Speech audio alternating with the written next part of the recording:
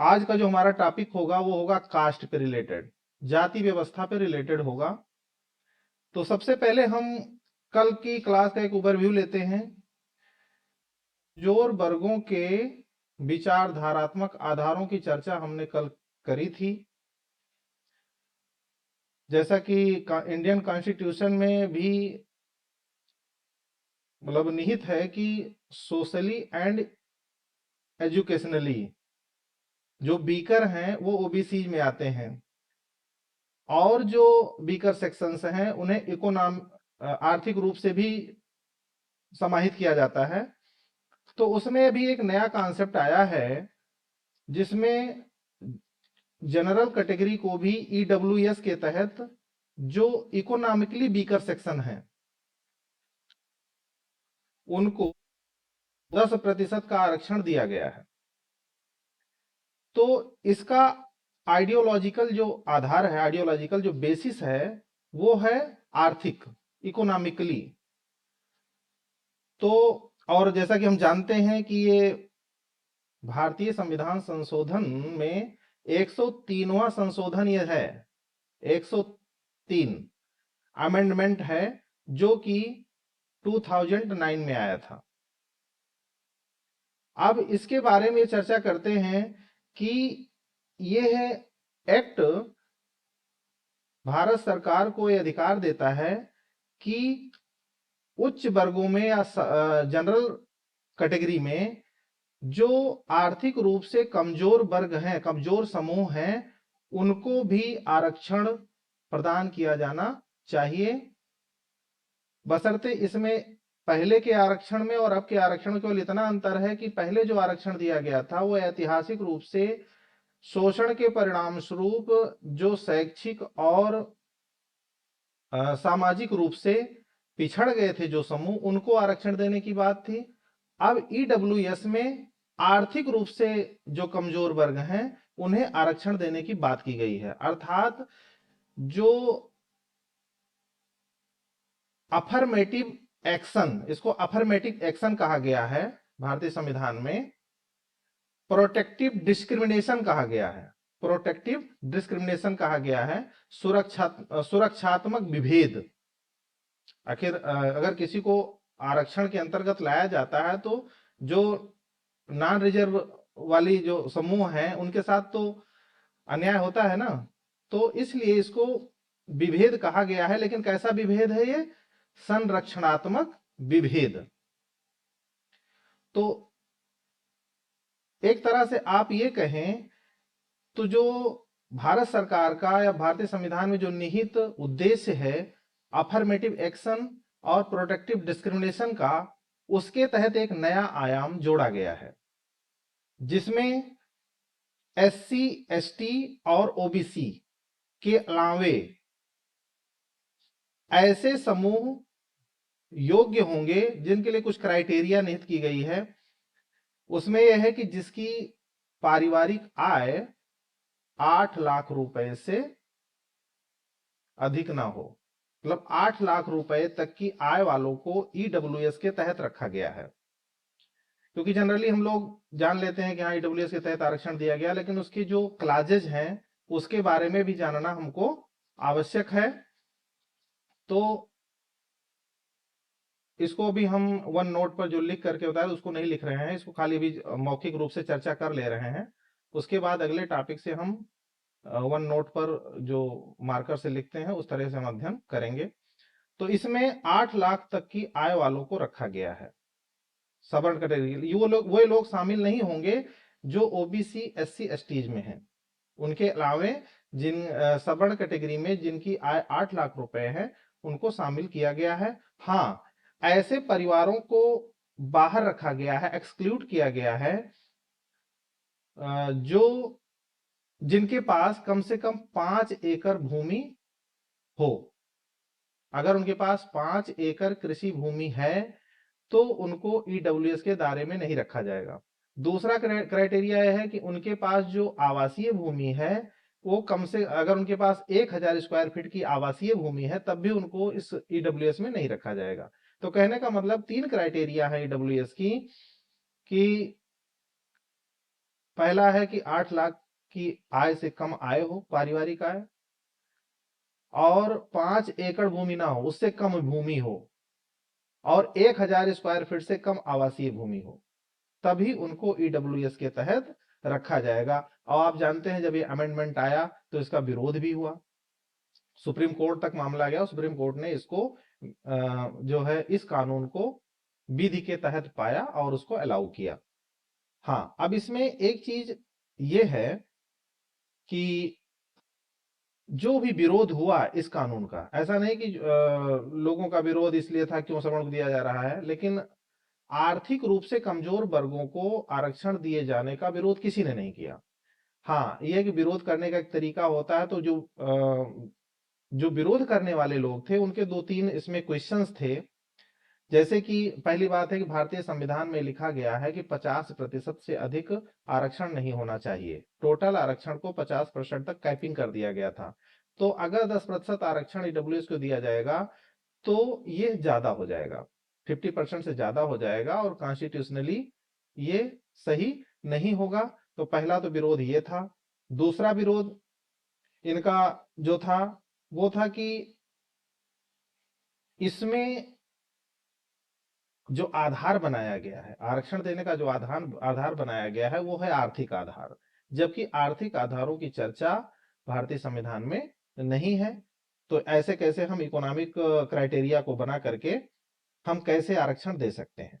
और तीसरा जो उनका अपोजिंग फैक्टर था वो ये था कि ये डिस्क्रिमिनेटरी है, किसके लिए? एससी एसटी ओबीसी के लिए। और एक तरह से ये वो मतलब एससी एसटी ओबीसी में जो है कास्ट बेस्ड रिजर्वेशन पॉलिसी में ये शामिल हैं। तो इस तरीके से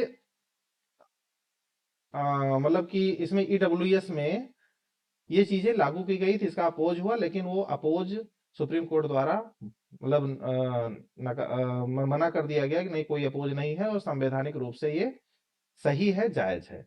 हाँ, अब अगर हम समाज शास्त्रीय दृष्टिकोण से देखें ईडब्ल्यूएस के आरक्षण को, तो इसमें 2-3 चीज हमें जानने की जरूरत है कि जैसे जो पहले रिजर्वेशन दिया गया था और कैटेगरीज को, ओबीसीज को, एससीज को, एसटीज को, तो उसमें जो बेसिस था वो ये था शैक्षिक और सामाजिक रूप से पिछड़े हुए। और अब इसमें जो आधार बनाया गया है वो आर्थिक रूप से पिछड़े समूह को बनाया गया है। तो पहला अंतर तो ये हो गया। दूसरा अंतर यह है कि इसमें पहले जो अफर्मेटिव एक्शन था, किसी भी समूह को समाज में समानता स्थापित करने के लिए सरकार द्वारा किए जाने वाला जो प्रयास था, उसमें अफर्मेटिव एक्शन में इंडिविजुअल आइडेंटिटी को ध्यान नहीं दिया गया था, वहां पर समूह को ध्यान दिया गया था कि समूह ही मतलब पूरा का पूरा समूह ही आरक्षण का पात्र होगा। लेकिन इसमें जो 8 लाख की कैपिंग है इकोनॉमिकली, उसके आधार पर यह दृश्यत होता है कि इसमें कहीं ना कहीं आइडेंटिटी जो क्या कहते हैं इंडिविजुअल आइडेंटिटी बनाई जा रही है,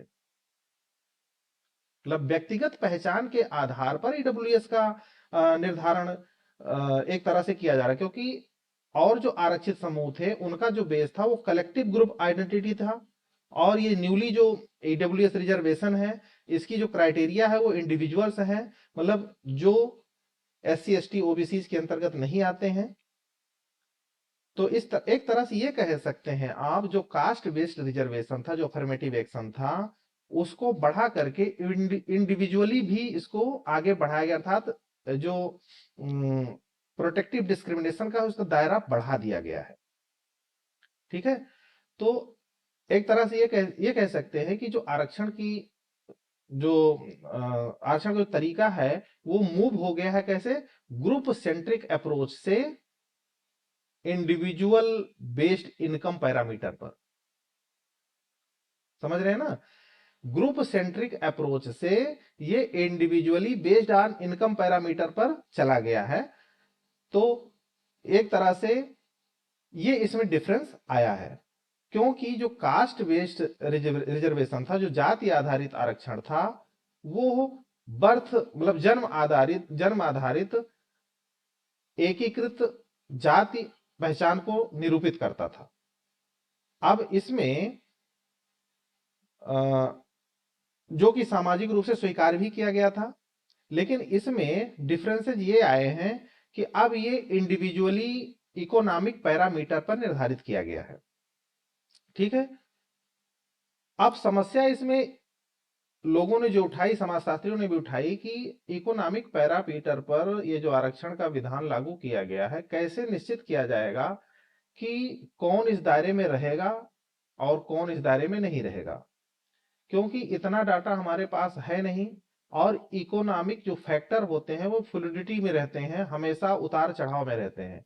किसी की इनकम 8 लाख से ऊपर भी जा सकती है, हो सकता है 1-2 साल के बाद वो उसकी इनकम नीचे भी आ जाए, या नीचे वाले हो सकता है एकाएक जो है उनकी इनकम आगे बढ़ जाए। तो इसका कोई डाटा या उसका कोई हमारे पास सेटअप अभी स्थापित नहीं है कि जिसके आधार पर हम आर्थिक रूप से असमान लोगों को आगे बढ़ाने के लिए उनको रिजर्वेशन का लाभ दे सकें। इसमें क्योंकि अगर हम 8 लाख की इनकम को निर्धारित करेंगे तो इसमें बहुत सारे मैक्सिमम पॉपुलेशन जो जनरल कैटेगरी के वो इसके अंतर्गत आ जाएगी। तो कहीं ना कहीं ये जो है एक डिस्कोर्स पैदा होता है, एक विमर्श पैदा होता है कि किस तरीके से लक्षित समूह तक हम पहुंचे। तो इसमें ये सारे चीजें थी। तो इसमें दो चीजें हमको ध्यान रखनी है कि ग्रुप सेंट्रिक रिजर्वेशन से हम इंडिविजुअल सेंट्रिक में पहुंचे हैं, जो सोशल इकोनॉमिक फैक्टर से हम इकोनॉमिक फैक्टर तक पहुंचे हैं। तो कहने का मतलब है कि जो प्रोटेक्टिव डिस्क्रिमिनेशन है, सकारात्मक या सुरक्षात्मक विभेद है, अफर्मेटिव एक्शन है, भारत सरकार द्वारा या संविधान में जो बताया गया है उसके पालन के उद्देश्य के आधार पर, तो ये दो अंतर ईडब्ल्यूएस के अंतर्गत आते हैं। अब हम जाति व्यवस्था उस पर चर्चा करते हैं। सर मेरा एक प्रश्न है सर इससे संबंधित। बिल्कुल बिल्कुल सर, बताएं। सर जैसा आपने भी कहा और हमने भी पढ़ा कि ये कोर्ट की क्या अवमानना नहीं है कि 50% से ज्यादा आरक्षण दे दिया गया, या फिर राजनीति परिदृश्य में देखा जाए तो उसके चलते ये 10% आरक्षण दे दिया गया, क्योंकि कोर्ट में जब था कि 49% से ज्यादा हम आरक्षण नहीं दे सकते 50%, अन्य वर्गों को, और इनको दे दिया गया। हाँ,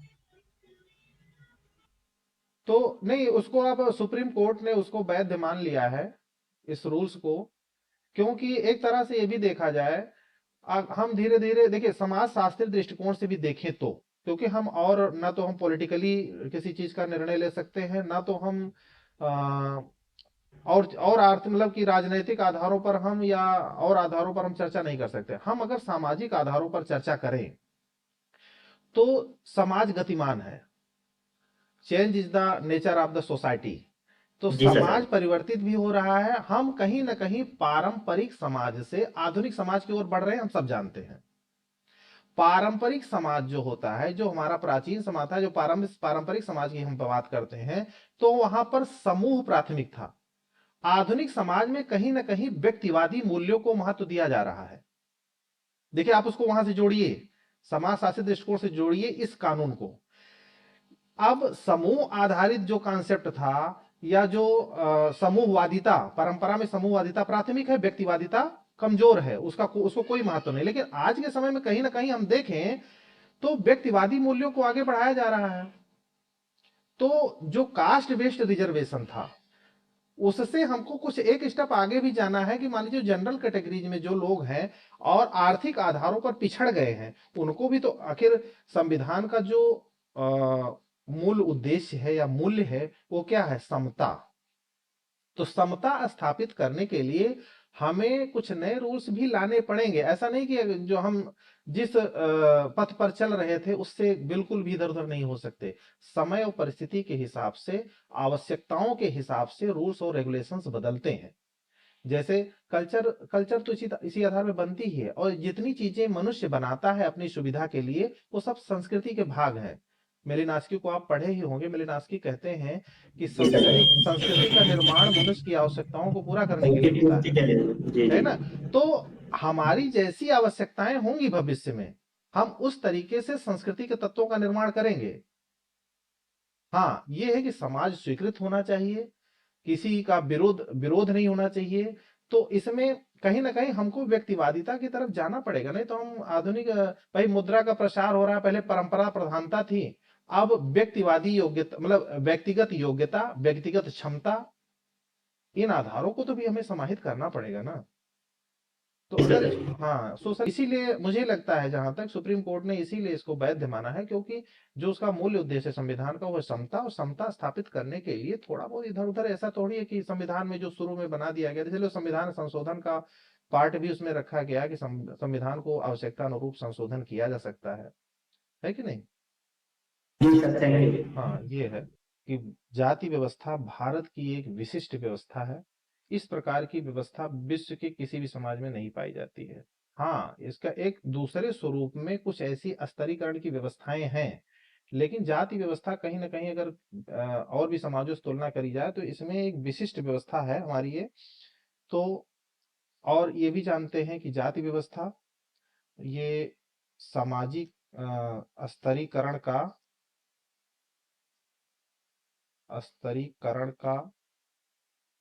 की एक व्यवस्था है, की एक व्यवस्था है। जाति व्यवस्था सामाजिक स्तरीकरण की एक व्यवस्था है, और इसका जो आधार है, आधार इंडियन सोशल स्ट्रक्चर, मतलब भारतीय सामाजिक संरचना है। जाति व्यवस्था का आधार कौन है? भारतीय सामाजिक संरचना।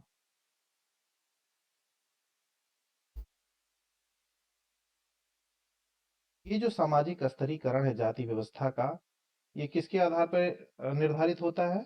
बाई बर्थ, बाई ऑक्यूपेशन, मतलब इसमें कई चीजें हैं। बर्थ है जन्म से, व्यवसाय, और कुछ मतलब विवाह के दृष्टिकोण से, और सामाजिक संबंधों के दृष्टिकोण से इसकी जो रैंकिंग है वो निर्धारित होती है। एक तरह से अगर हम कहें, जो जाति व्यवस्था, ये इसमें तीन चीजें हम समाहित कर सकते हैं। पहला है नॉर्म्स, और दूसरा है वैल्यू, और तीसरा है सैंक्शंस।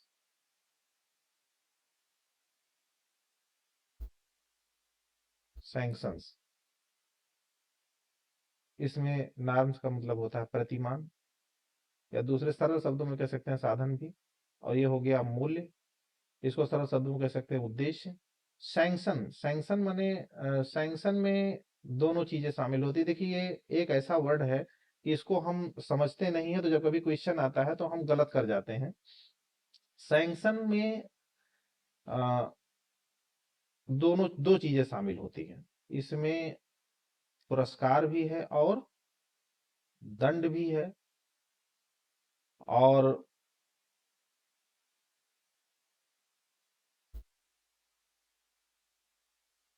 चीजें शामिल इसमें करते हैं, सामाजिकरण को शामिल नहीं करेंगे। कहने का मतलब सैंक्शंस क्या है? सामाजिक नियंत्रण की क्रिया विधि है।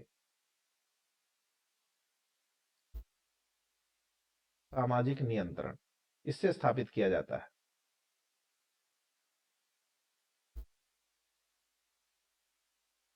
कहने का मतलब ये जो व्यवस्था है, ये तीन चीजों का एक प्रस्तावित सेट है। ये जाति व्यवस्था में प्रस्तावित सेट है, जिसके आधार पर जातियों में सामाजिक व्यवहार, जातियों में सामाजिक व्यवहार को गवर्न किया जाता है, मतलब नियंत्रित किया जाता है। जातियों में जो सामाजिक व्यवहार है वो नियंत्रित किया जाता है। ठीक है?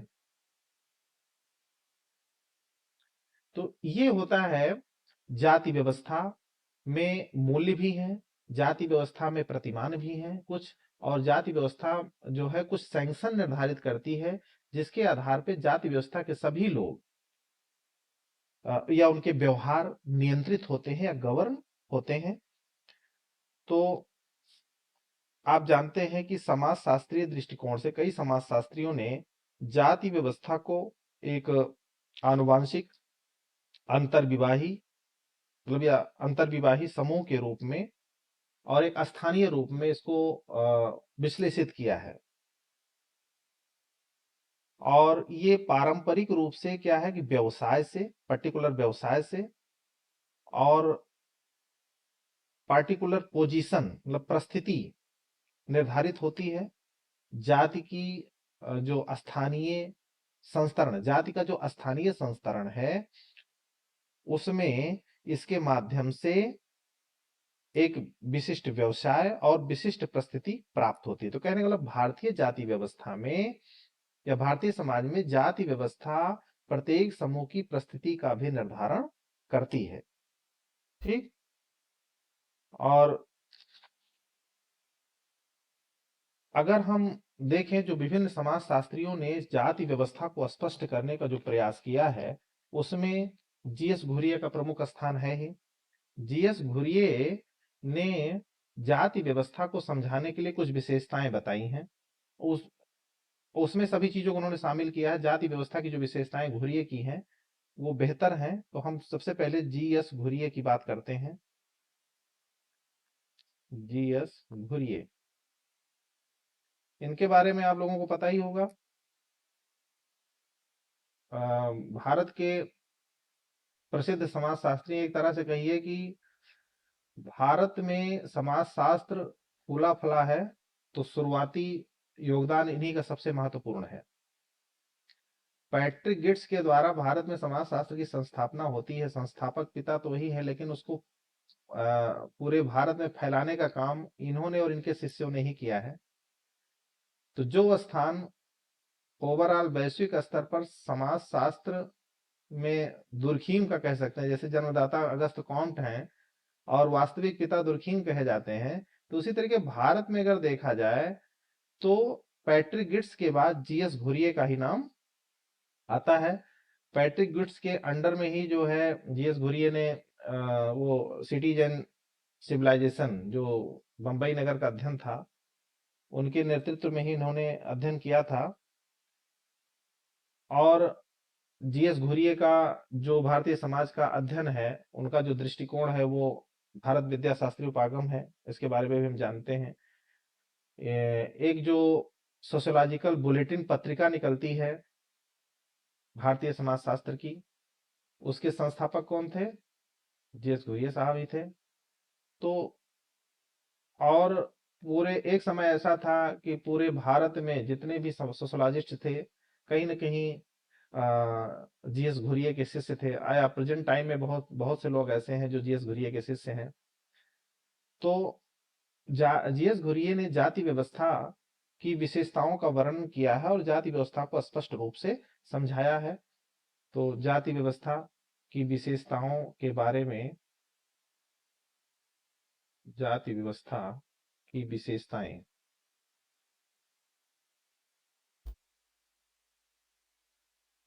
जीएस घुरिये ने जो पहली विशेषता बताई है वो है समाज का खंडात्मक विभाजन। समाज का खंडात्मक विभाजन। जाति व्यवस्था समाज का खंडात्मक विभाजन है। इसका मतलब ये है कि जाति व्यवस्था के माध्यम से हिंदू समाज विभिन्न जातियों में विभाजित है और जाति व्यवस्था, जाति की जो सदस्यता है वो जन्म से निर्धारित होती है। ये किसी मतलब चयन से या गुणों से प्राप्त नहीं होती है कि आपको चयनित कर लिया गया या आपके पास विशेष गुण था, सर्वगुण संपन्न इसलिए आपको जात में रख लिया गया। तो जाति व्यवस्था का जो निर्धारण होता है वो जन्म से आधारित, जन्म पे निर्धारित होता है। मतलब पहले क्या है, विभाजन है, डिवाइडेड है जाति व्यवस्था। विभिन्न जातियों में विभाजन है और जन्म पर आधारित है, गुण या चयन पर नहीं। ये पहला विशेषता जो कि जीएस घुरिये ने बताई है जाति व्यवस्था की। दूसरी जो विशेषता है जाति व्यवस्था की जीएस घुरिये द्वारा जो बताई गई है वो है संस्तरण। संस्तरण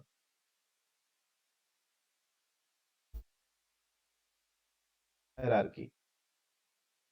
कल हमने बताया था कि संस्तरण और सामाजिक स्तरीकरण में अंतर होता है। संस्तरण कठोर स्तरीकरण को हम संस्तरण कह सकते हैं सामान्य शब्दों में। रिजिड स्ट्रेटिफिकेशन, क्योंकि सामाजिक स्तरीकरण जो वर्गीय आधार पे होता है उसमें एक वर्ग दूसरे वर्ग में अपनी योग्यता और क्षमता के आधार पर कभी भी ऊपर नीचे मूव कर सकता है, जा सकता है। लेकिन जाति व्यवस्था के जो सामाजिक संस्तरण है या सामाजिक स्तरीकरण है वो इतना कठिन है या कठोर है जिसमें नीचे से ऊपर या ऊपर से नीचे नहीं जाया जा सकता है। और ये जो हायरार्की है, ये इसमें जो अरेंजमेंट है ऊपर और नीचे का, ये सोशली और रिचुअली मतलब सामाजिक जो संस्तरण है वो दो आधारों पर है, सामाजिक आधारों पर और धार्मिक, या इसको कहते हैं रिचुअल। ऐसे धार्मिक ना लिखना चाहिए, इसको लिखना चाहिए कर्मकांड, कर्मकांडीय आधारों पर, और इसको सोशल। तो दो आधार हैं संस्तरण के जाति व्यवस्था में, सोशल और रिचुअल, जिसके कारण जो है एक रैंकिंग या ग्रेड निर्धारित होता है जिसमें उच्च और निम्न का भाव, सुपीरियरिटी और इंफीरियरिटी का भाव शामिल है। तो दूसरी जो विशेषता बताई है कि जाति व्यवस्था भारतीय समाज की एक संस्तरणात्मक व्यवस्था है। अब तीसरी विशेषता पे आते हैं जो जीएस घुरिये द्वारा बताई गई हैं। उसमें तीसरा जो जाति की विशेषता है, महत्वपूर्ण विशेषता है, वो है खान पान एवं सामाजिक अंतःक्रिया, सोशल इंटरेक्शन, अंतःक्रिया पर प्रतिबंध।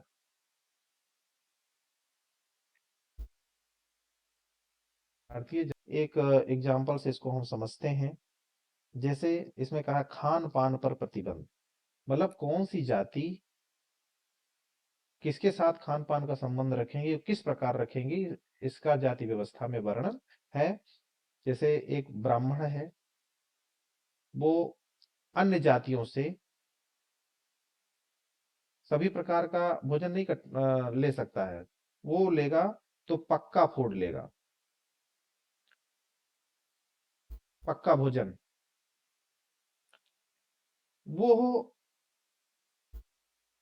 पक्का भोजन का मतलब जो घी से तैयार किया जाता है, घी से तैयार जो करते हैं उसे पक्का भोजन कहते हैं। जो ब्राह्मण अन्य जातियों से पक्का भोजन ही लेगा, कच्चा भोजन वो नहीं प्राप्त करेगा। तो इस तरीके से खान पान का प्रतिबंध उसमें किया गया है, क्योंकि इसमें एक विचारधारा इसमें और शामिल है, प्योरिटी एंड पॉल्यूशन, या पॉल्यूशन कह सकते हैं, क्योंकि प्योरिटी और पॉल्यूशन की अवधारणा तो जो है लुई डोमो की है। तो इसमें पक्का भोजन और कच्चा भोजन की अवधारणा निहित है। कच्चा फूड हम सब जानते हैं, जाति व्यवस्था से हम सभी जो है परिचित हैं। हाँ, इसमें दूसरी जो चीज है सोशल इंटरेक्शन, जाति व्यवस्था की विभिन्न जातियां किसके साथ किस प्रकार का सोशल इंटरेक्शन रखेंगी ये भी निश्चित है। सामाजिक अंतःक्रिया से ही ये जो खान पान का व्यवहार निर्धारित होता है। तो इसमें चौथी जो विशेषता जीएस घुरिये ने बताई है वो है सामाजिक या नागरिक एवं धार्मिक नियोग्यताएं कुछ निर्धारित की गई हैं विभिन्न जातियों पर। इसमें एवं धार्मिक नियोग्यताएं,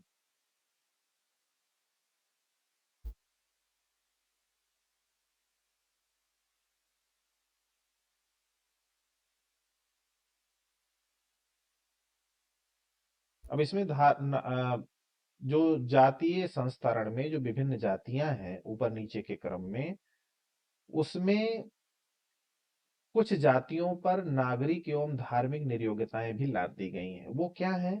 जैसे कि हम जानते हैं कि जाति व्यवस्था जो विचारणीय है, विचार की जाती है, उसका आधार क्या है? प्योर एंड इम्प्योर, कि कौन जाति दूसरी जाति से ज्यादा प्योर है और कौन ज्यादा इम्प्योर है। शुद्धता एवं अशुद्धता के नियमों पर आधारित है।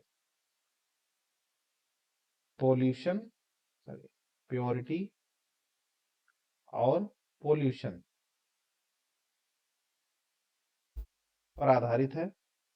और यही जो ये दो विचारधारा जो है, यही विचारधारा विभिन्न जातियों की विभिन्न विभिन्न जातियों के ऊपर नियोग्यताएं लादती है। ये विचारधारा ही बेस है, क्योंकि pollution and purity he regulate करती है विभिन्न जातियों के बीच सामाजिक संबंधों को।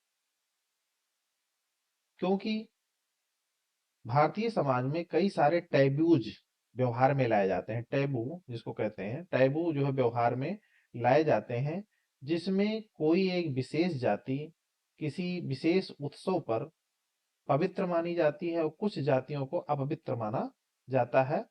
तो इस आधार पर किसी को कुछ विशेषाधिकार दे दिए गए हैं और किसी के ऊपर कुछ नियोग्यताएं लाद दी गई हैं। जैसे जो धार्मिक रूप से इम्प्योर है, वो कई सारी नियोग्यताओं को झेलता है।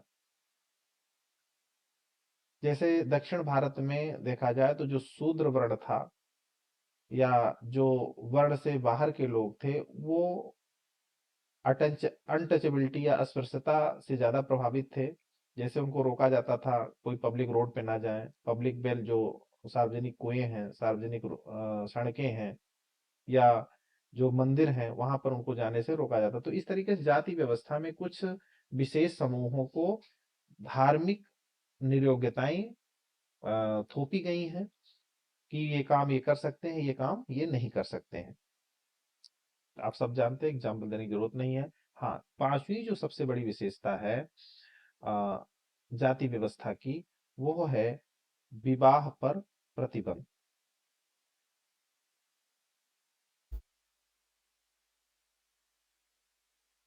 टीएन मदान ने जाति व्यवस्था का मुख्य आधार ही जो है अंतर्विवाह को माना है। विवाह पर प्रतिबंध का मतलब है अंतर्विवाह। अंतर्विवाह ही जाति व्यवस्था का मुख्य आधार है। जाति व्यवस्था को उसी रूप में स्थापित करने का जो मुख्य आधार है, वो है अंतर्विवाह, रिस्ट्रिक्शंस ऑन मैरिज। अब इसमें जो है प्रत्येक जाति, इसमें कहा गया है कि प्रत्येक जाति अपने ही जाति में विवाह कर सकती है या अपनी ही उपजाति में विवाह करेगी, ऐसा प्रतिबंध जातियों पर लगाया गया है। कुछ अपवाद हो सकते हैं, लेकिन है कि जनरली जो है अंतर्विवाही व्यवस्था है जाति व्यवस्था।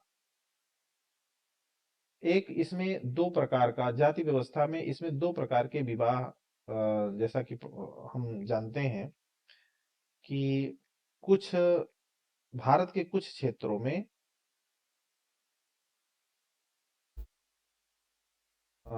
जो उच्च वर्ग है, वो अपने से निम्न जाति की स्त्री से ही विवाह कर सकता है, जिसको कि पहले क्या कहा जाता था? हाइपरगैमी। हाइपरगैमी जिसको कि एक सरल शब्दों में कह सकते हैं अनुलोम विवाह की चर्चा हम कल कर चुके थे। और दूसरा है हाइपोगैमी, प्रतिलोम विवाह। तो विवाह पर जो प्रतिबंध है, जाति व्यवस्था का मुख्य आधार जो है, जो इस रूल्स को नहीं मानता है, वो प्रतिलोम विवाह के अंतर्गत है। और अनुलोम विवाह, हाइपरगेमी जिसको अंग्रेजी में कहते हैं, ये समाज स्वीकृत विवाह की कैटेगरी में है। और जिसमें एक उच्च वर्ण का पुरुष निम्न वर्ण के महिला से विवाह करता है, इसको हाइपरगेमी या अनुलोम विवाह कहा जाता है। और जो लास्ट छठी विशेषता बताई है जीएस घुरिये ने जाति व्यवस्था की, वो है व्यवसाय पर प्रतिबंध।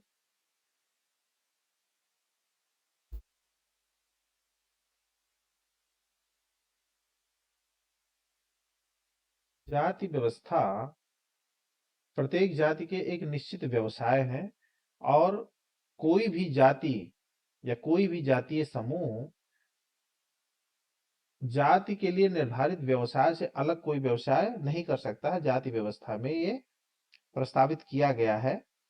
तो इसके लिए मतलब ऐसा नियम बनाने के लिए उसको निरीक्षण या परीक्षण या नियंत्रण करने के लिए बहुत सारी जाति पंचायतें भी बनी हुई हैं, जो इस तरीके के व्यवहार को रेगुलेट करती हैं। कई सारे अध्ययन भी हुए हैं कि अगर किसी दूसरे व्यवसाय को अपनाने से जातीय विद्रोह या आपस में संघर्ष भी हुए हैं, तो जाति व्यवस्था व्यवसाय पर प्रतिबंध लगाती है। और जन्म पर आधारित व्यवस्था होने के नाते प्रत्येक जातियों के अपने अपने व्यवसाय हैं और उन्हीं व्यवसाय को वो कर सकते हैं। तो इस प्रकार से 6 प्रकार के विशेषताएं जीएस घुरिये ने जाति व्यवस्था की बताई हैं, जिसके आधार पर भारतीय जाति व्यवस्था को समझा जा सकता है। अब इसमें ये जो 6 क्राइटेरिया जीएस घुरिये ने बताई है, ये इनका जो अप्रोच था वो था भारत विद्या शास्त्रीय परिप्रेक्ष्य।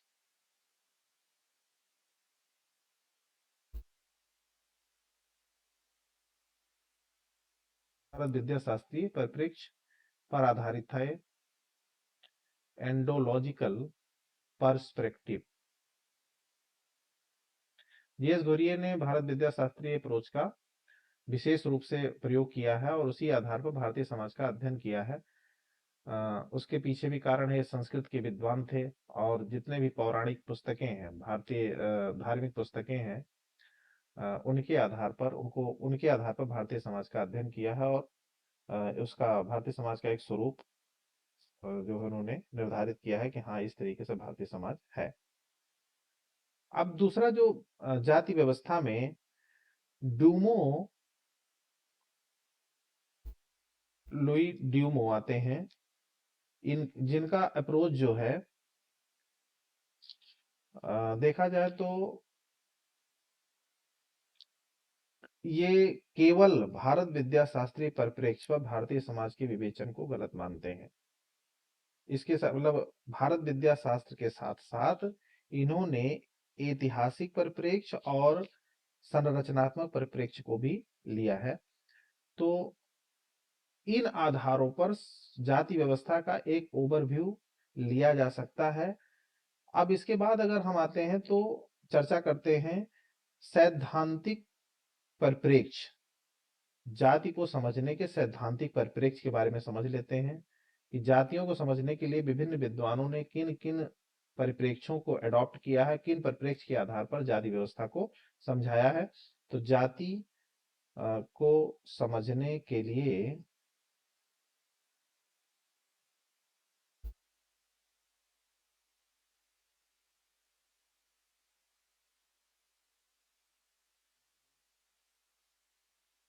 सैद्धांतिक परिप्रेक्ष्य है।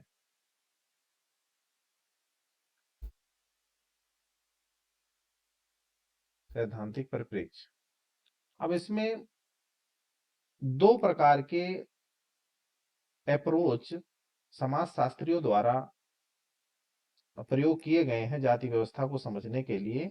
अब उनके बारे में हम चर्चा करते हैं। सैद्धांतिक परिप्रेक्ष्य की बात करते हैं, 2 प्रकार के सैद्धांतिक परिप्रेक्ष्य है जाति व्यवस्था को समझने के। पहला है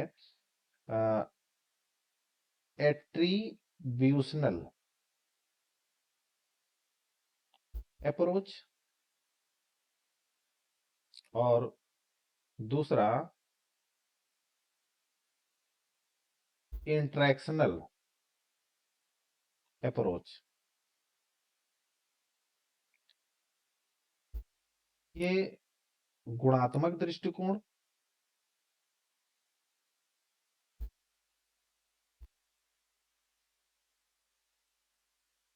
और दूसरा अंतःक्रियात्मक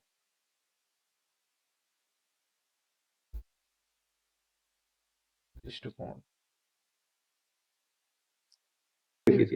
जाति व्यवस्था को समझने के लिए दो प्रकार के सैद्धांतिक दृष्टिकोण मिलते हैं जिनके बारे में चर्चा हम कर रहे हैं। पहला है एट्रीब्यूशनल अप्रोच। इसके नाम से ही स्पष्ट है कि जाति व्यवस्था के गुणों के आधार पर जाति व्यवस्था को समझना, मतलब जाति व्यवस्था की कुछ ऐसी विशेषताएं हैं जो कि गुण को प्रदर्शित करती हैं, उसके आधार पर जाति व्यवस्था को समझना। और दूसरा है विभिन्न जातियों के मध्य जो अंतःक्रिया है, उस अंतःक्रिया को समझ करके जाति व्यवस्था के बारे में एक व्यू बनाना है, जाति व्यवस्था को समझने का प्रयास करना। तो दो सैद्धांतिक दृष्टिकोण हैं भारतीय जाति व्यवस्था को समझने के लिए। तो पहले हम एट्रीब्यूशनल अप्रोच पर बात करते हैं, गुणात्मक दृष्टिकोण। पहला जो अप्रोच है वो है गुणात्मक दृष्टिकोण। ठीक है, गुणात्मक दृष्टिकोण में जाति व्यवस्था को जो विश्लेषित करने का तरीका है, ये माना जाता है कि जाति व्यवस्था विभिन्न प्रकार की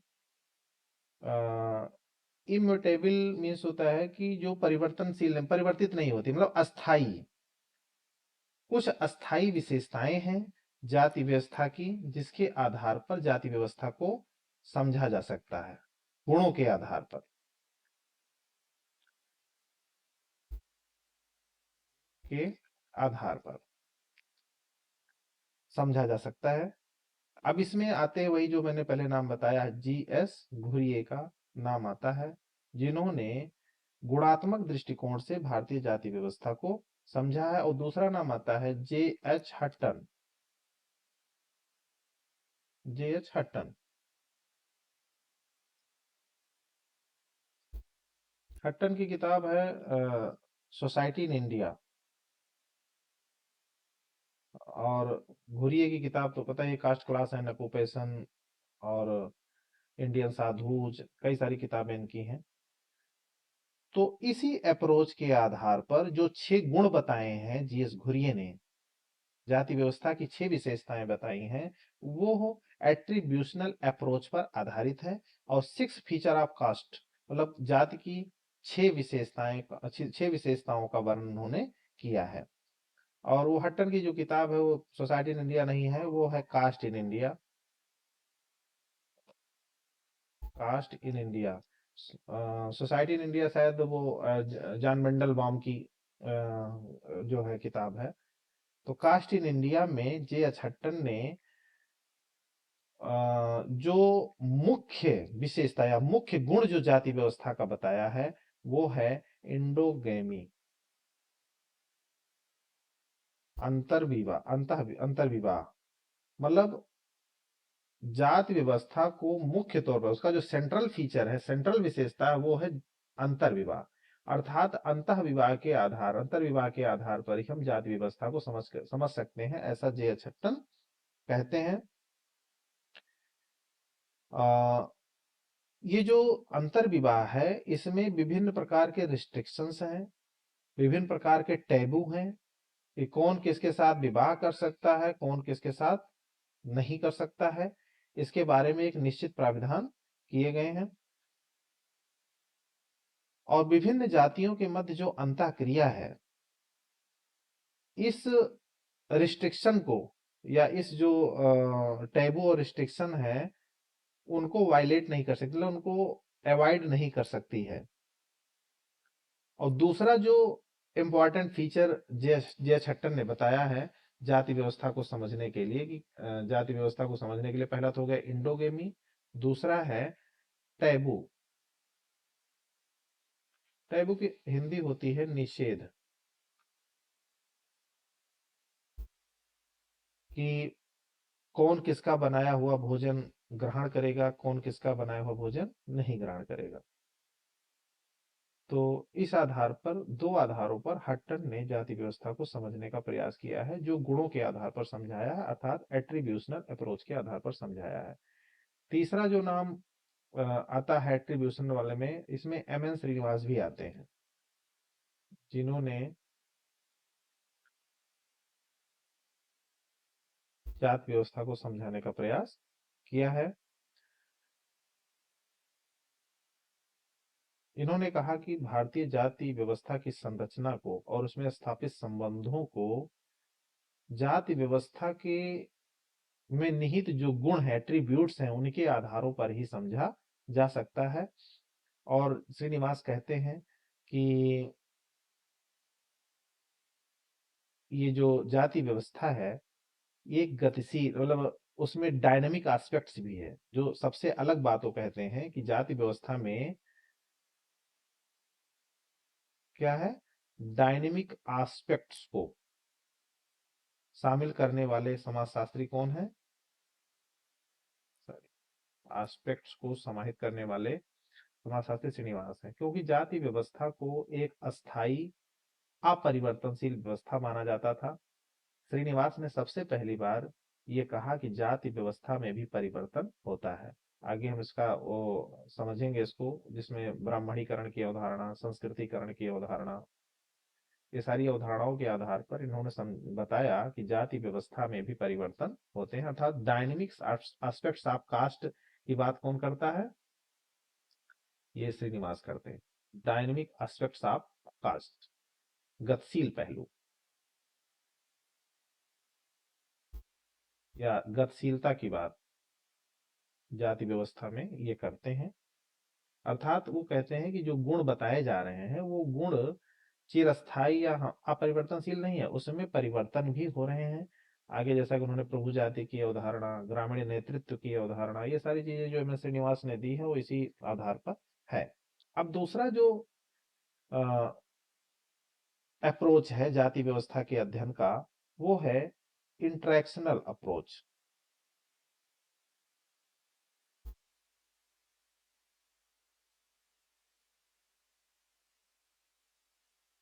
इंटरेक्शनल अप्रोच में कौन है, इसको अंतःक्रियात्मक दृष्टिकोण, अंतःक्रियात्मक दृष्टिकोण, इसमें कौन कौन आता है, इसमें ये माना जाता है, मतलब ये जो अंतःक्रियात्मक दृष्टिकोण है जाति व्यवस्था को आनुभविक दृष्टिकोण से समझता है।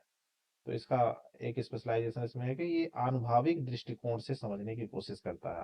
आनुभविक दृष्टिकोण, जिसको अंग्रेजी में कहते हैं इम्पीरिकल, इम्पीरिकल कॉन्टेक्स्ट में जाति व्यवस्था को समझने की कोशिश करता है।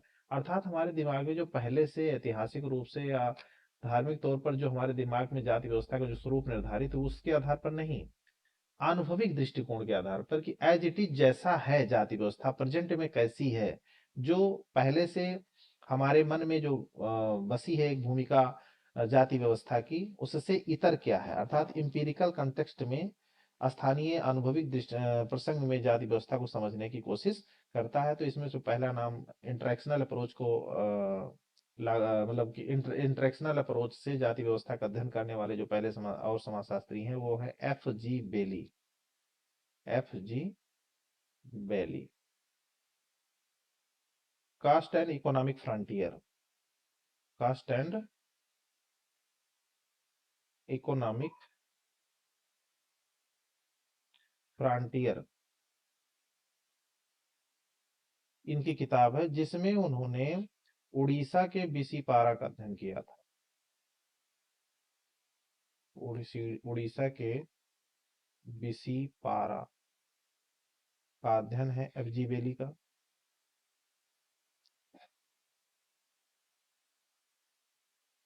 ये कहते हैं कि जो जाति गतिशीलता है और पहचान है, अर्थात कास्ट डायनामिक्स और आइडेंटिटी, ये बनी हुई है दो सिद्धांतों के आधार पर। F.G. बेली कहते हैं कि दो सिद्धांतों के आधार पर जो कास्ट डायनामिक और उसकी जातीय पहचान है वो बनी हुई है। उसके दो सिद्धांत हैं, एक है सेग्रीगेशन,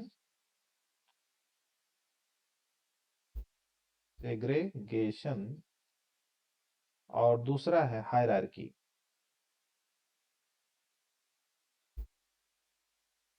अर्थात पृथक्करण, ये क्वेश्चन आया हुआ है, कई बार आया है, पृथक्करण और संस्तरण, अलगाव भी कहते हैं, और इसको हम पदानुक्रम भी कहते हैं। अंग्रेजी का वर्ड एक ही होता है, हिंदी में कई वर्ड बन जाते हैं, इसलिए अंग्रेजी को जानना ज्यादा जरूरी होता है। तो और ये भी कहते हैं, मतलब एफजी बेली अनुभव करते हैं कि जो जाति है वो स्थापित है किस आधार पर, ritual and secular secular hierarchy पर आधारित है, जो कि अंतः क्रिया के नियमों में अभिव्यक्त होती है। मतलब ये जो जाति व्यवस्था है वो पृथक्करण और संस्तरण के दो सिद्धांतों पर आधारित है।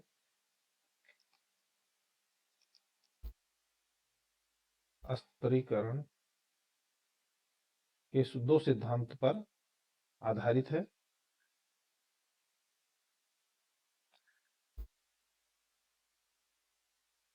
और जाति व्यवस्था का जो आधार है वो है, दो प्रकार की हायरार्की है इसमें। हायरार्की, एक हायरार्की है रिचुअल की, रिचुअल हायरार्की, और दूसरा है सेकुलर। देखिए जो गुणात्मक दृष्टिकोण वाले थे, जैसे जीएस घुरिये हैं, तो वो रिचुअल्स पे ज्यादा ध्यान देते, जाति व्यवस्था के जो गुण है, स्थापित गुण है या अपरिवर्तनशील गुण है, उन पे चर्चा करते हैं। और देखिए इन्होंने दोनों, एक कर्मकांडीय आधार, मतलब जो हायरार्की का आधार है एफजी बेली के अनुसार, वो पहला आधार है कर्मकांडीय भी है, और सेकुलर का मतलब होता है धर्मनिरपेक्ष आधार भी है। तो कहने का मतलब है कि जाति व्यवस्था की विशेषताओं का, जाति व्यवस्था को अध्ययन करने वाले आधारों में दोनों आधार को शामिल करने वाले कौन है, एफजी बेली। रिचुअल आधार भी और सेकुलर आधार भी, कर्मकांडीय आधार और धर्मनिरपेक्ष आधार पर संस्तरण की चर्चा एफजी बेली करते हैं। और ये कहते हैं कि जो सेकुलर हायरार्की है, जो धर्मनिरपेक्ष संस्तरण है, उसका मतलब है इकोनॉमिकल एंड पॉलिटिकल, मतलब आर्थिक और राजनैतिक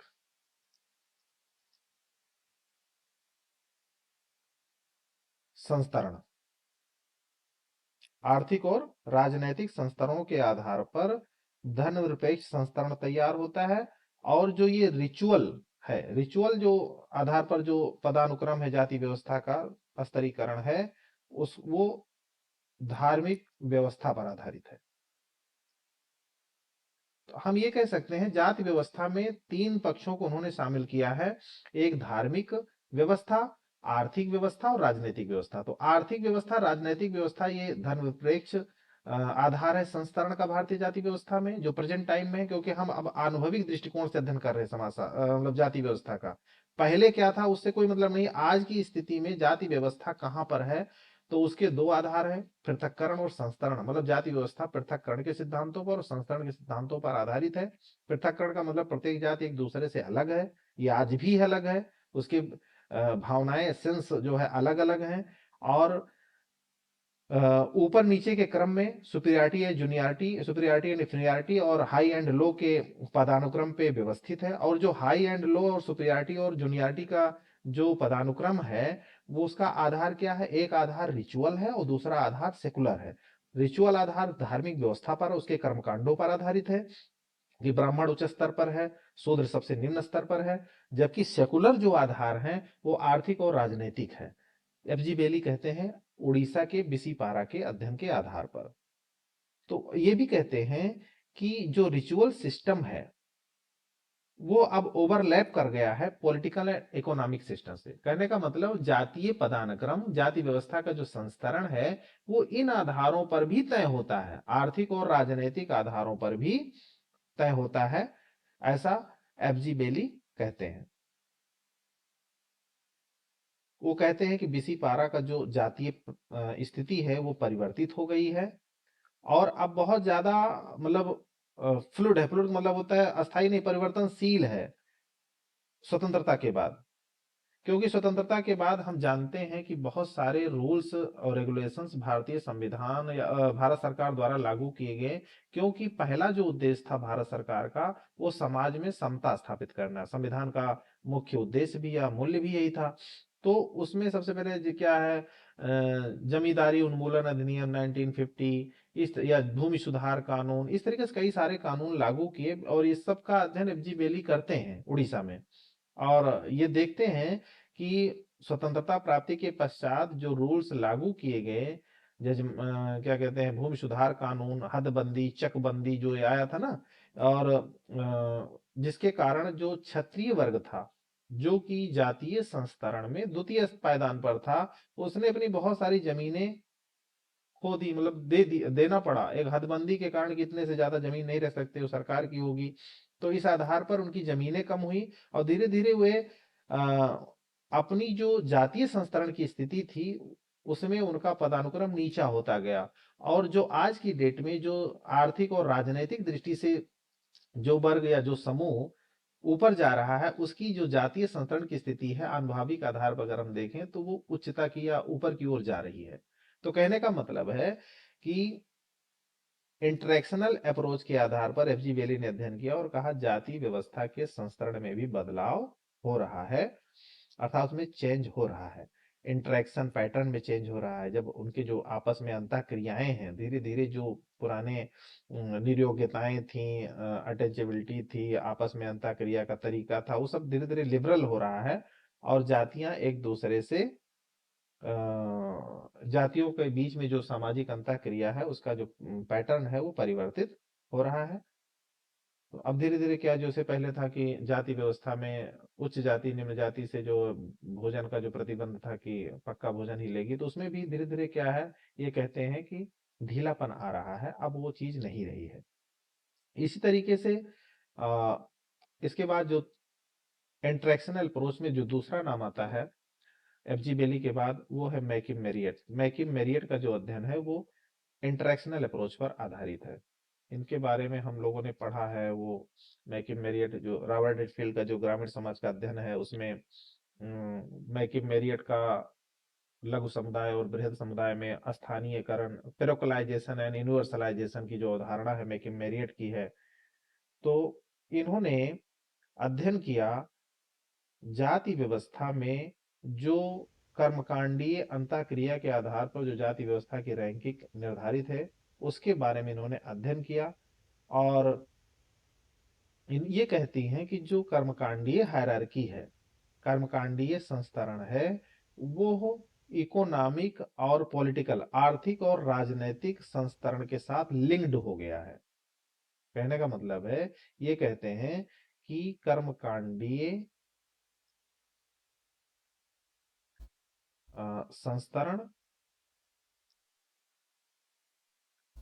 जाति व्यवस्था में जो पदानुक्रम है अब किस आधार पर निर्धारित होता है, पहले तो कर्मकांडीय आधार पर निर्धारित होता था। अब इन्होंने कहा कि दोनों एक दूसरे से इंटरलिंक्ड हो गए हैं। सॉरी, ये दोनों एक दूसरे से इंटरलिंक्ड हैं, आर्थिक एवं राजनैतिक संस्तरण।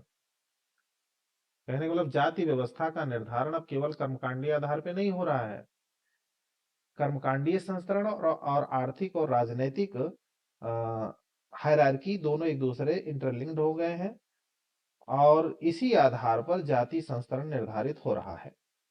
अर्थात ये जो जाति व्यवस्था की जो रैंकिंग है, जो पदानुक्रम है, वो रिचुअल और नॉन रिचुअल हायरार्की से अफेक्ट हो रहा है। जाति संस्करण जो है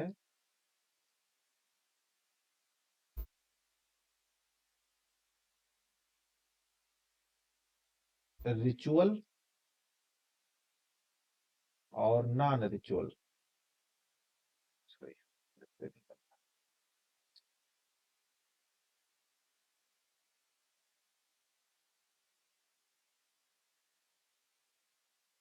रिचुअल और नॉन रिचुअल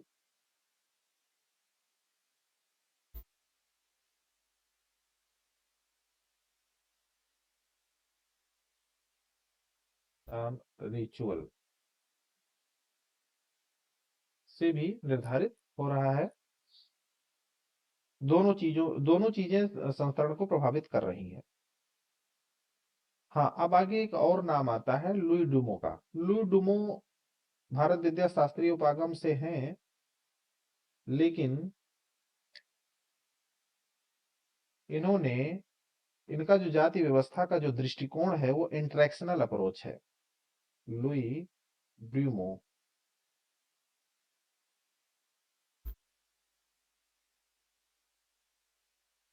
इन्होंने ये जो अंतःक्रियात्मक दृष्टिकोण है इसमें एक नया पहलू जोड़ा। जाति के अध्ययन में न्यू डायमेंशन को इन्होंने जोड़ा। ये कहते हैं कि जाति व्यवस्था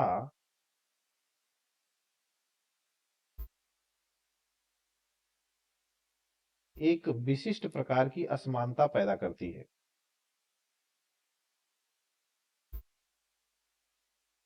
ये अंग्रेज थे, भारतीय अंग्रेजी शासन के दौरान भारत आए थे और इन्होंने अध्ययन किया। तो जो विदेशियों का दृष्टिकोण भारतीय समाज के प्रति रहा वो थोड़ा सा नकारात्मक रहा, तो उन्होंने कहा एक विशिष्ट प्रकार की अ, असमानता को पैदा करती है भारतीय जात व्यवस्था। और भारतीय जाति व्यवस्था को स्थापित करने में सबसे बड़ा योगदान हायरार्की का ही रहा है, ये कहना चाहते हैं। और ये जो विशेषता है हायरार्की, जो संस्तरण की विशेषता है भारतीय जाति व्यवस्था की, इसी ने आज तक हिंदू समाज को एकीकृत कर रखा है। जो संस्तरण है इसी ने हिंदू समाज को एकीकृत किया है, एकीकृत कर रखा है।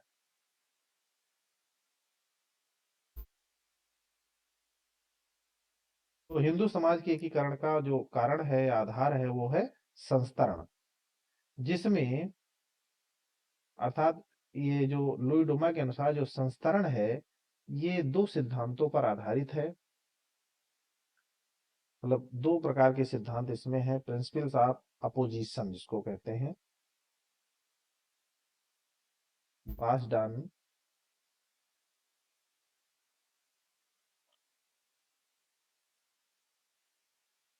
प्रिंसिपल्स ऑफ अपोजिशन,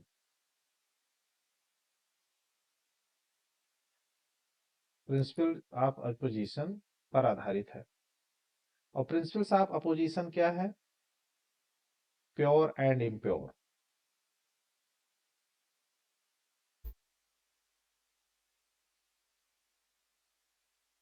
अशुद्धता और शुद्धता के नियमों पर आधारित है ये संस्तरण। और ये जो प्योर है ये क्या है? सुपीरियर है। और ये जो इम्प्योर है ये क्या है? इंफीरियर है, निम्न है ये और वो उच्च है। निम्न, ये निम्न है और ये उच्च है।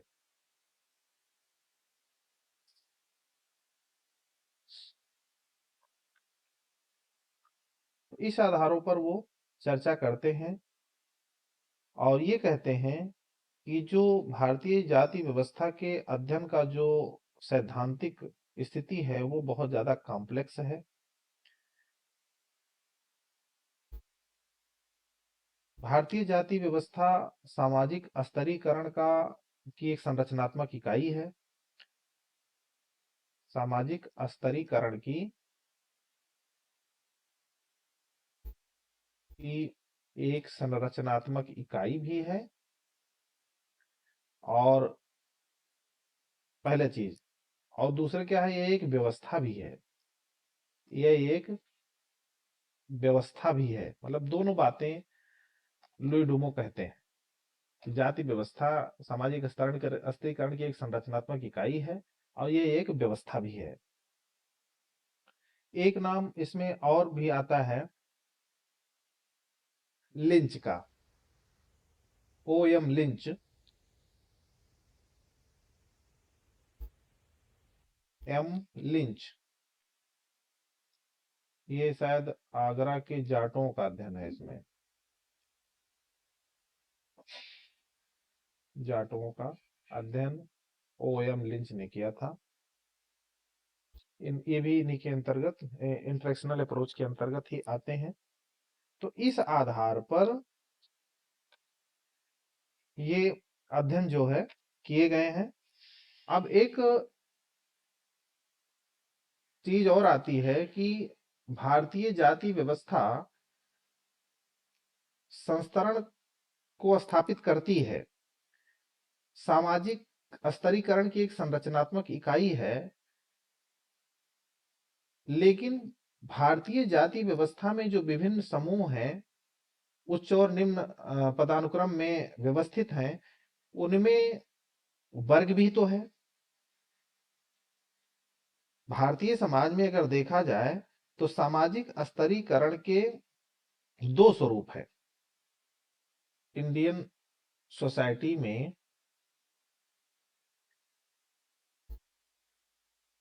स्तरीकरण के दो स्वरूप,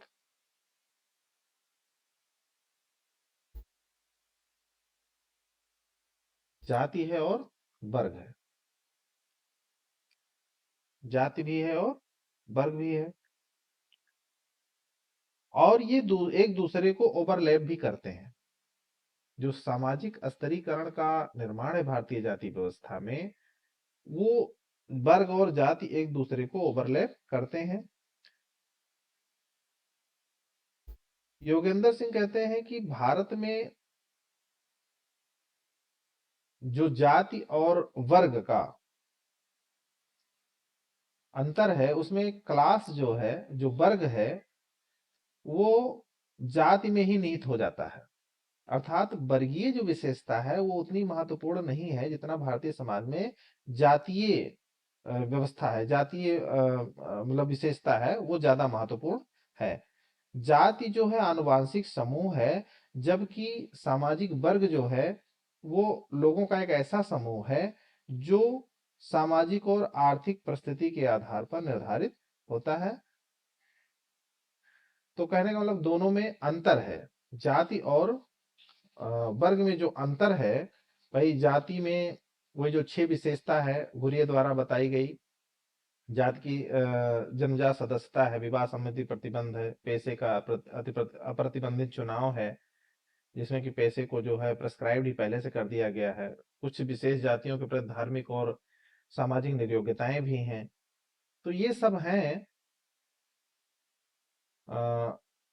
जाति की सदस्यता वंशानुगत होती है, जबकि वर्ग की जो होती है वो अपने योग्यता और क्षमता पर आधारित होती है। तो इस आधार पर जो है जाति व्यवस्था का जो स्वरूप है वो केवल एकमात्र सामाजिक स्तरीकरण की व्यवस्था नहीं है भारतीय समाज में, बल्कि वर्ग भी सामाजिक स्तरीकरण की एक व्यवस्था है। ये अलग बात है कि दोनों एक दूसरे से ओवरलैप करते हैं, जैसा कि योगेंद्र सिंह कहते हैं। ये दोनों को अलग नहीं किया जा सकता है।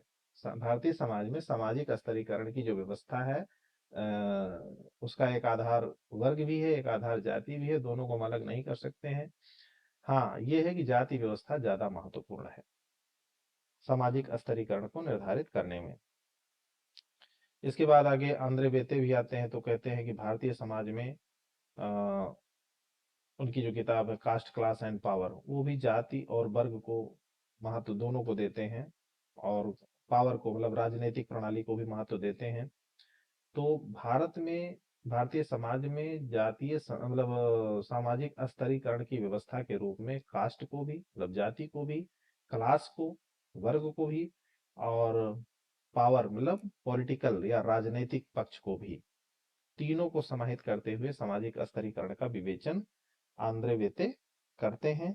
और भारतीय समाज व्यवस्था की एक जो सबसे बड़ी विशेषता थी वो है जजमानी सिस्टम। जजमानी सिस्टम में एक तरह कहें तो जाति व्यवस्था का एक विशेषता है। भारतीय समाज की जाति व्यवस्था में जजमानी जो सिस्टम है वो महत्वपूर्ण भूमिका अदा करता है। जजमानी व्यवस्था क्या है? सब जानते हैं कि जाति व्यवस्था में जो कृषि व्यवस्था है वो महत्वपूर्ण है। और ये जो जजमानी सिस्टम है ये वस्तुओं और सेवाओं के उत्पादन और वितरण, वस्तुओं एवं सेवाओं sorry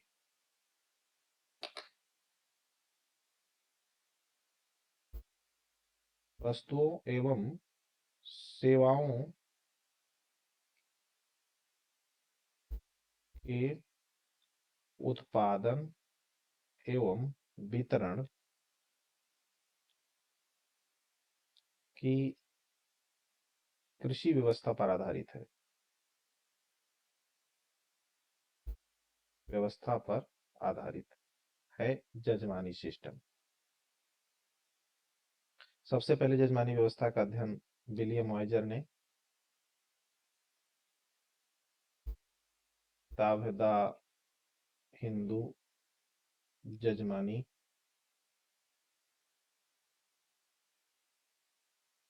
system. Hindu jajmani system ने सबसे पहली बार 1937 में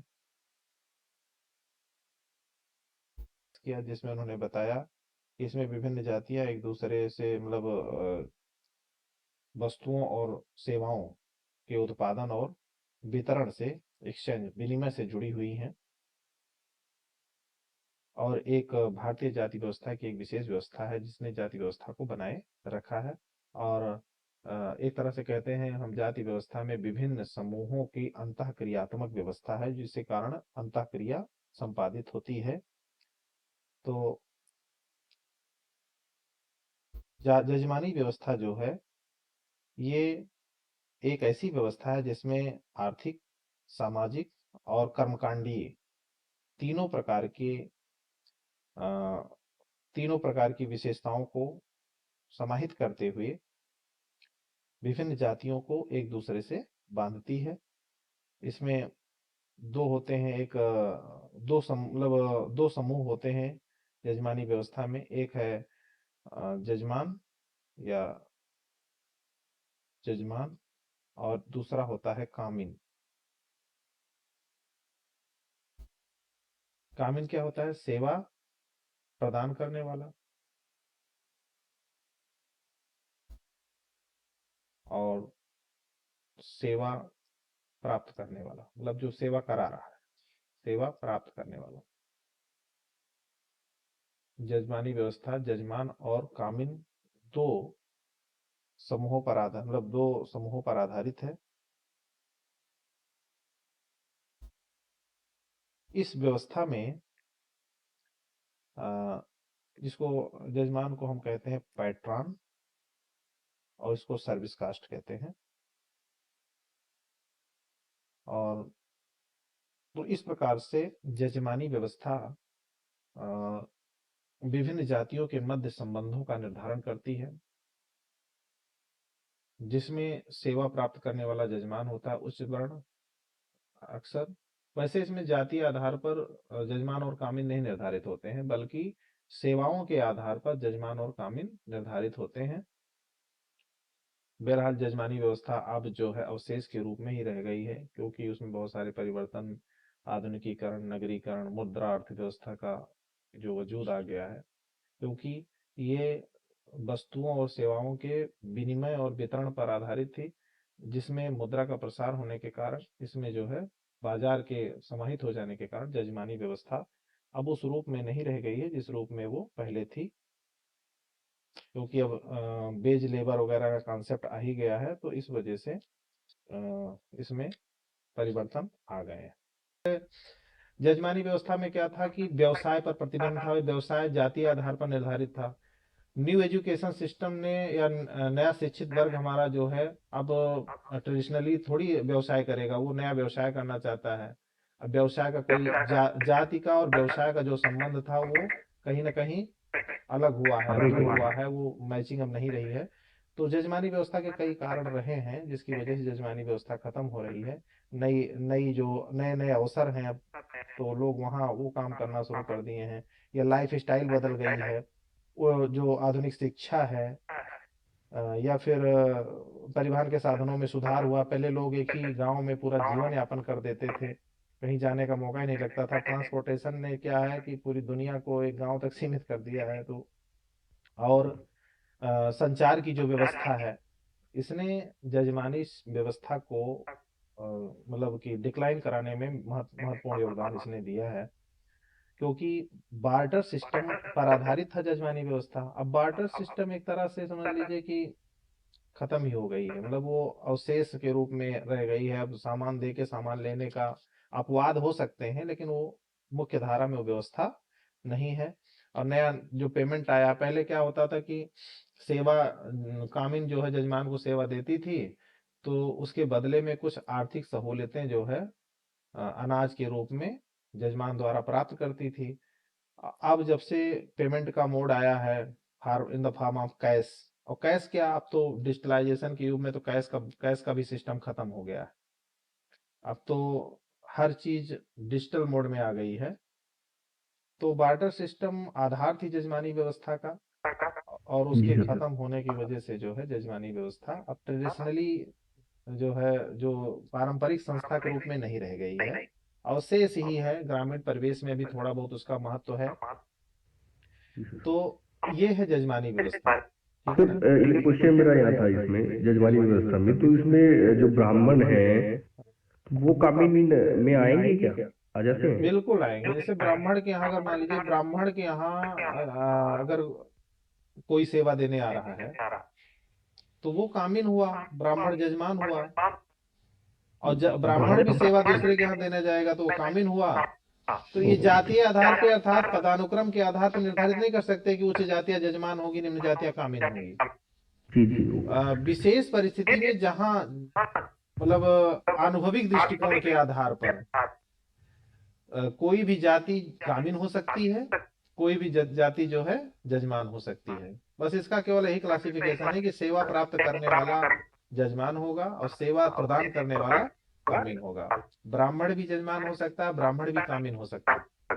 ओके। हाँ, तो ये है। अब इसमें अब एक नया इसमें जो जाति व्यवस्था में अगला जो टॉपिक या सब टॉपिक है, उसमें है चेंज।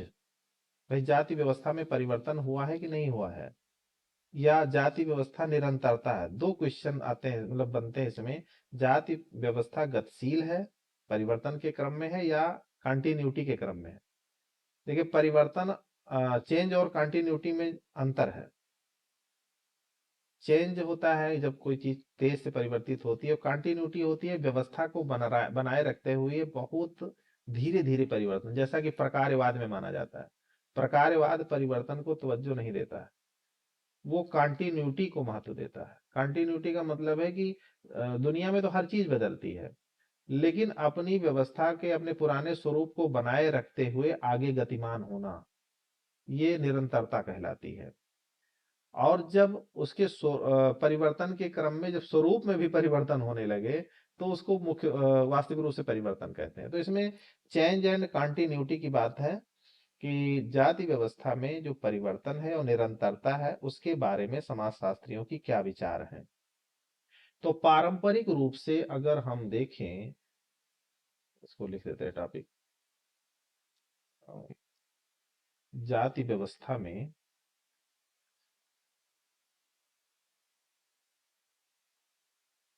निरंतरता एवं परिवर्तन। तो पारंपरिक रूप में कहा जाता था कि जाति व्यवस्था अपरिवर्तनशील व्यवस्था है, एक संस्तरणात्मक व्यवस्था है। पारंपरिक रूप में तो यही विचारधारा है। क्या है ये?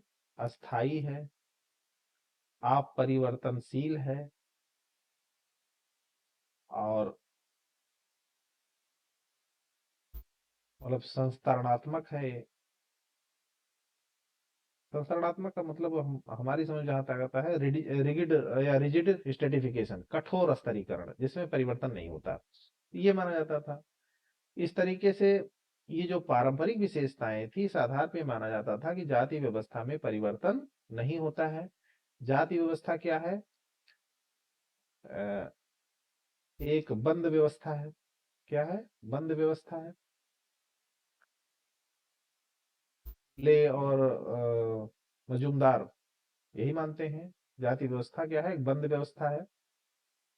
लेकिन समय के क्रम में, परिवर्तन के क्रम में, नए नए टेक्नोलॉजी, नई नई आधुनिक मतलब आधुनिकता और नगरीकरण, औद्योगिकरण, बहुत सारे आधार रहे हैं, बहुत सारे कारण रहे हैं, जिसकी वजह से जाति व्यवस्था में परिवर्तन हुए कि नहीं हुए, इस पे दो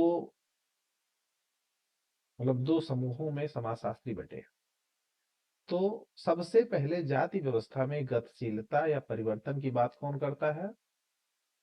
एम.एन. श्रीनिवास। तो परिवर्तन की बात करने वाले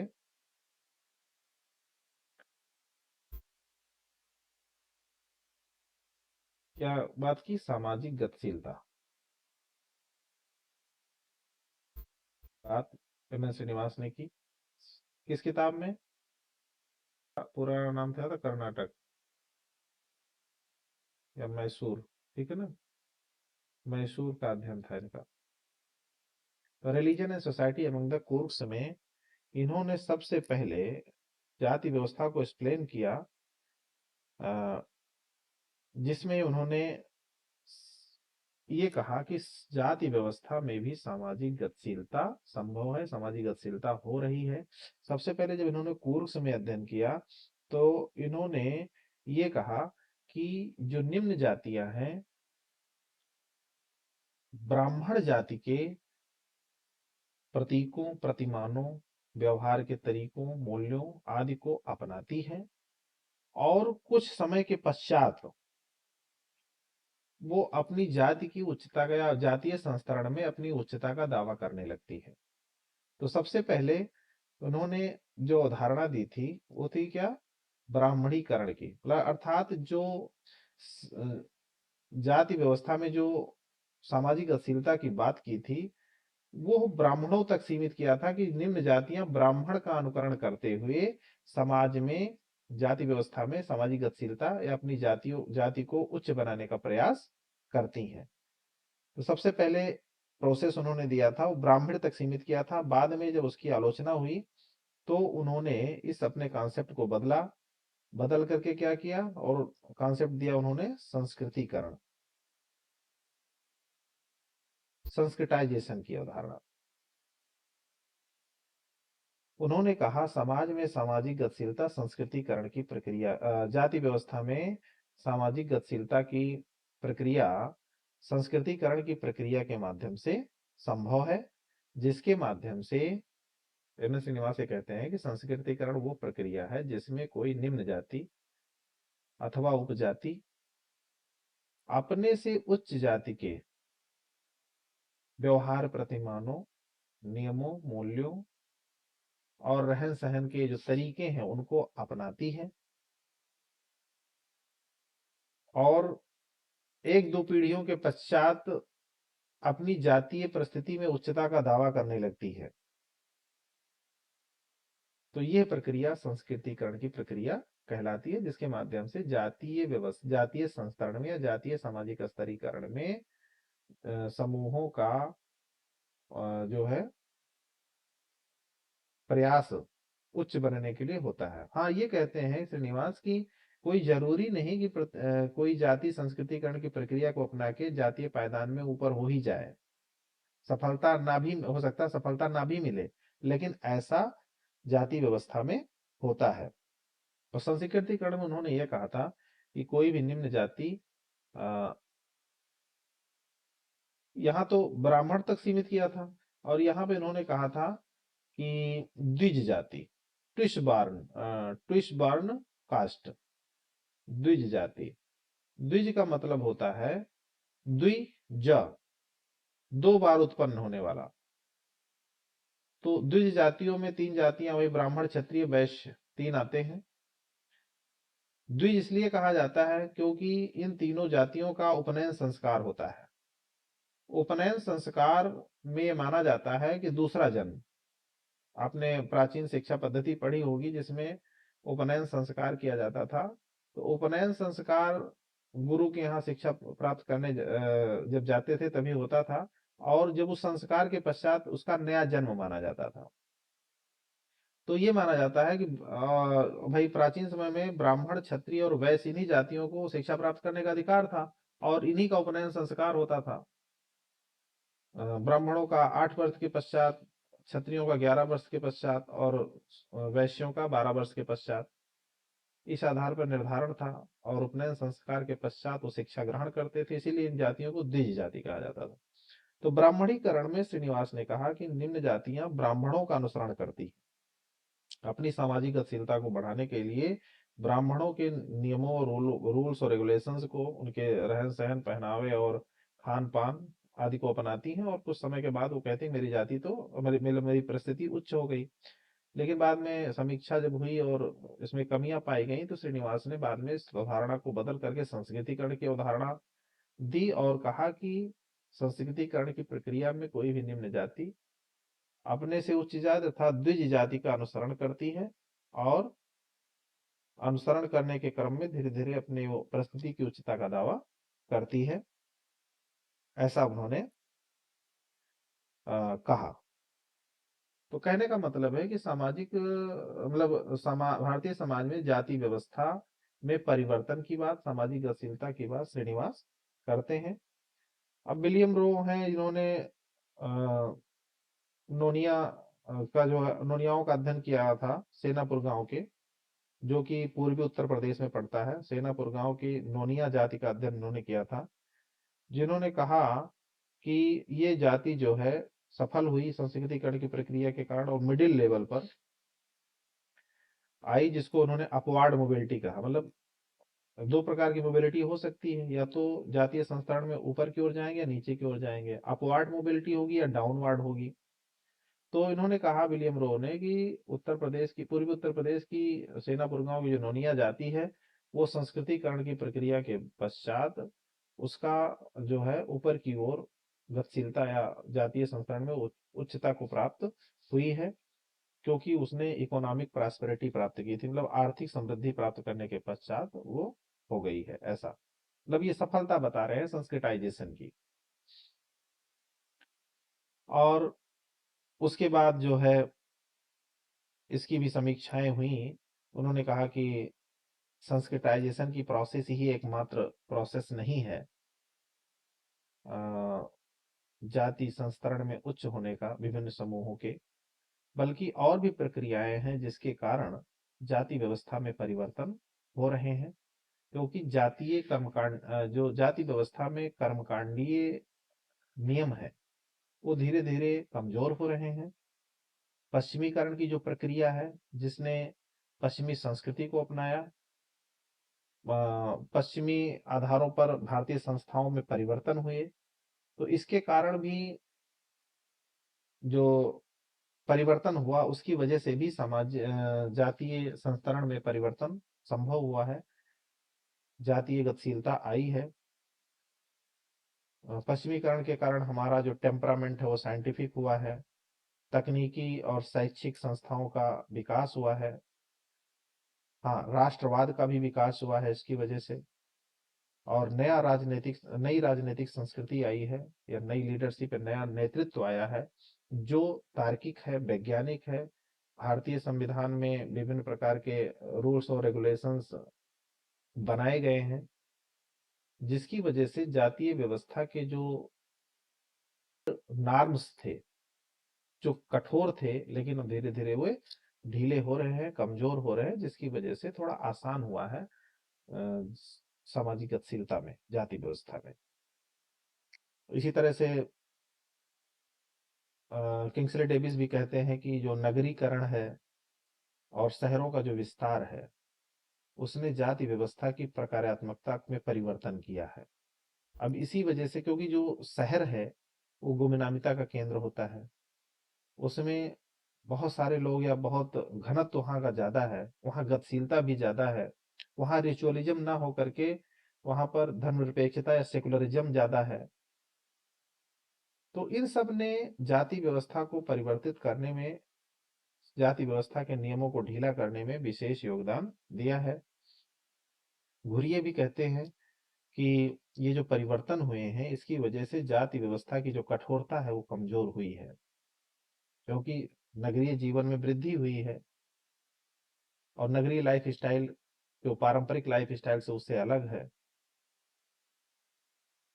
एम.एस. श्रीनिवास भी कहते हैं कि जो ब्राह्मण है वो प्रवास के माध्यम से नगरों तक पहुंचे हैं, और वहां पर जो गैर ब्राह्मण है उन्होंने उनको उस तरह का रिस्पेक्ट देना बंद कर दिया जैसा कि ग्रामीण समाज में उन्हें मिलता था।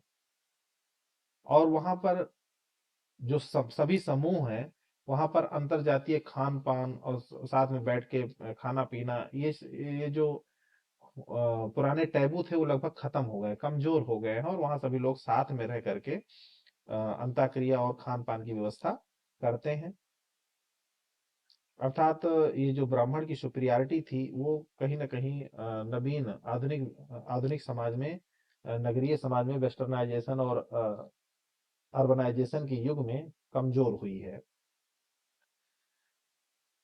तो इसके अलावा अगर देखें, जैसे औद्योगिकीकरण है, नगरीकरण है, इसके अलावा और भी चीजें हैं जिन्होंने भारतीय जाति व्यवस्था को अफेक्ट किया है, जिसमें जो है राजनैतिक और आर्थिक नीतियां हैं, बहुत सारे रिफॉर्म्स हुए हैं जिसने स्वतंत्रता के पश्चात भारतीय समाज में बहुत सारे परिवर्तन किए हैं। और भी देखें तो कई सारे सामाजिक धार्मिक मतलब सुधार आंदोलन भी हमारे समाज में चले हैं इससे रिलेटेड, जिसकी वजह से जाति व्यवस्था में परिवर्तन आया है। आधुनिक जो शिक्षा है वो व्यक्तिवादिता स्वतंत्रता को तवज्जो देती है, इसने भी जाति व्यवस्था को परिवर्तित किया है या उसके नियमों को ढीला किया है। और आधुनिक जो व्यवसाय है उनमें बहुत सारी वृद्धि हुई है। पारंपरिक व्यवसाय कौन करता है, तो एक तरीके से जो मुख्य आधार था व्यवसाय पर प्रतिबंध, अंतर्विवाह, भाई अंतर्विवाह भी है तो विशेष विवाह अधिनियम 1954, हिंदू विवाह अधिनियम 1955, ये जो आए हैं हिंदू उत्तराधिकार अधिनियम 1956, ये सब जो कानून बने हैं, ये जो रूल्स बने हैं, इसकी वजह से भी जो जातीय नियम थे वो प्रभावित हुए। जो अंतर्विवाही कहा गया है कि जाति व्यवस्था का जो मुख्य आधार है वो अंतर्विवाह है। जब इंटरकास्ट मैरिजेज या इंटर रिलीजियंस मैरिज होने लगेंगे तो जाति व्यवस्था के की जो कठोरता है उसमें तो कमी आएगी ही। तो कहीं ना कहीं इन सब चीजों ने, मार्केट इकोनॉमी है, बाजार अर्थव्यवस्था, जिसने कि आधुनिकीकरण को और विकास की प्रक्रिया को जो बहुत ज्यादा मतलब एक्सेलरेट किया है, उसको बढ़ाया है। तो इसकी वजह से जाति व्यवस्था में जो सामाजिक गतिशीलता है उसमें गति आई है। तो इस तरीके से हम ये कह सकते हैं कि विभिन्न जो प्रक्रियाएं हैं समाज की उसके माध्यम से, कॉन्स्टिट्यूशनल रिफॉर्म्स के माध्यम से, विभिन्न कानूनों के माध्यम से जाति व्यवस्था की कठोरता में कमी आई है। जैसे रामकृष्ण मुखर्जी कहते हैं कि आर्थिक पहलू, आर्थिक पहलू का मतलब है कि जो व्यावसायिक विशेषीकरण था वो लगभग उसमें परिवर्तन हो गया है। तो जो इकोनॉमिक एस्पेक्ट्स है और सोशल एस्पेक्ट्स मतलब सामाजिक पहलू, जैसे कि पहले यह था कि जो उच्च जातियों के जो प्रथाएं थी उसी को अडॉप्ट लोग करते थे, सारी जातियां करती थी, और लोगों ने भी क्या, निम्न जातियों ने जो पोल्यूटिंग, जिसको प्योरिटी एंड पोल्यूशन की बात जो की गई है जाति व्यवस्था में, जो पोल्यूटिंग प्रोफेशंस थे उनको छोड़ दिया है। भारत सरकार भी पोल्यूटिंग प्रोफेशंस को खत्म करने के लिए बहुत सारे कल्याणकारी योजनाएं चलाई हैं, तो इसने भी जाति व्यवस्था को पूरी हद तक परिवर्तित किया है। जो नगरीय क्षेत्रों में जो सामाजिक अंतःक्रिया है उसका स्वरूप पूरी तरह से बदला हुआ है। और ये एक व्यक्ति एक वोट लोकतंत्र की जो व्यवस्था है, इसने सभी समूहों को, सभी जातियों को मजबूत स्थिति में ला दिया है। अब आगे जाएं तो जैसे कास्ट एंड पॉलिटिक्स है, पॉलिटिक्स ने जो है प्रत्येक जाति को लामबंदी का मतलब राजनीति ने जो है प्रत्येक जाति को लामबंदी की ओर प्रेरित किया है, और अपनी जाति को स्थापित करने में योगदान जो है पॉलिटिक्स ने दिया है। जैसे कई सारे अध्ययन है, रजनी कोठारी का अध्ययन ले लीजिए, जाति एवं राजनीति का, जिसमें वो कहते हैं जाति का राजनीतिकरण और राजनीति का जातीयकरण।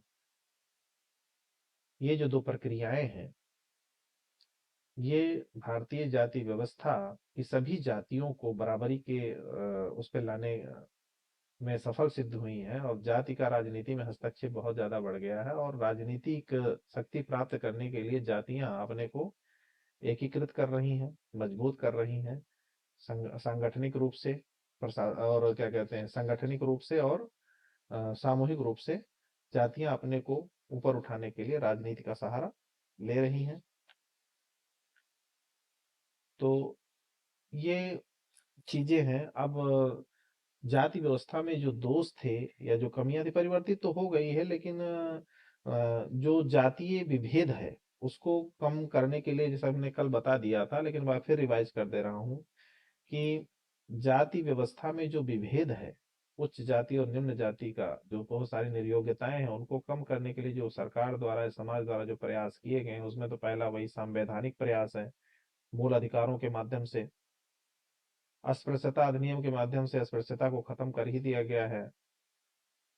निम्न जातियों के प्रति कोई विरोध या उनको दिक्कतें ना आए, इसके लिए schedule caste and schedule tribe act 1989, अनुसूचित जाति जनजाति अत्याचार अधिनियम, प्रिवेंशन मतलब अत्याचार निवारण अधिनियम 1989 लाया गया था। और विभिन्न संस्थाओं में और नौकरियों में, अवसरों में आरक्षण का प्रावधान भी किया गया है।